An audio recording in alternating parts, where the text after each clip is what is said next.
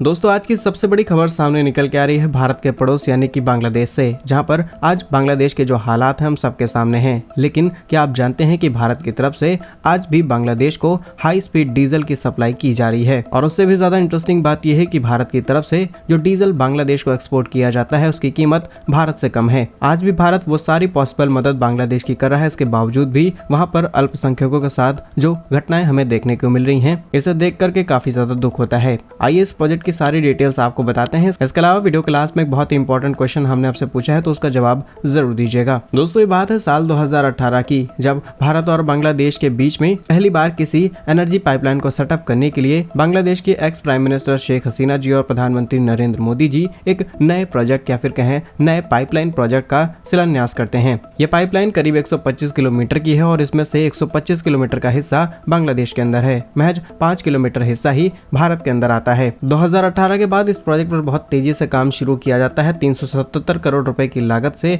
यह प्रोजेक्ट साल 2023 में बनकर के कंप्लीट हो जाता है। और आज इस प्रोजेक्ट को India Bangladesh friendship pipeline project के नाम से जाना जाता है। जानकारी के लिए आपको बता दें कि इसे असम में स्थित नुमालीगढ़ रिफाइनरी लिमिटेड के साथ कनेक्ट किया गया है, कि पश्चिम बंगाल के सिलीगुड़ी को कनेक्ट करता है। और सिलीगुड़ी में जाकर के ये बीपीसी, जिसे हम बांग्लादेश पेट्रोलियम कॉर्पोरेशन के नाम से जानते हैं, वहां तक इस डीजल को पहुंचाया जाता है। रिपोर्ट्स के मुताबिक एक साल में करीब 10 lakh metric ton high speed diesel Bharat Bangladesh के अंदर एक्सपोर्ट करता है, जिसका अलग अलग सेक्टर में बांग्लादेश इस्तेमाल कर रहा था। चाहे ट्रांसपोर्टेशन हो, चाहे मैन्युफैक्चरिंग या फिर पावर जनरेशन, हर तरीके के सेक्टर में इस डीजल का इस्तेमाल हो रहा था। और हैरानी की बात यह है कि भारत इसे बेहद ही कम कीमत पर बांग्लादेश के अंदर एक्सपोर्ट करता है। आप जानते होंगे कि भारत अपनी तेल जरूरतों का करीब 85% हिस्सा इंपोर्ट करके पूरा करता है। लेकिन जब बात आती है लोगों तक डीजल पहुंचाने की, तो सिर्फ सेंट्रल गवर्नमेंट नहीं बल्कि स्टेट गवर्नमेंट भी इसके ऊपर टैक्सेस लगाती हैं, जिसके बाद जो आम नागरिक है उसे ये काफी ज्यादा महंगा पड़ता है। लेकिन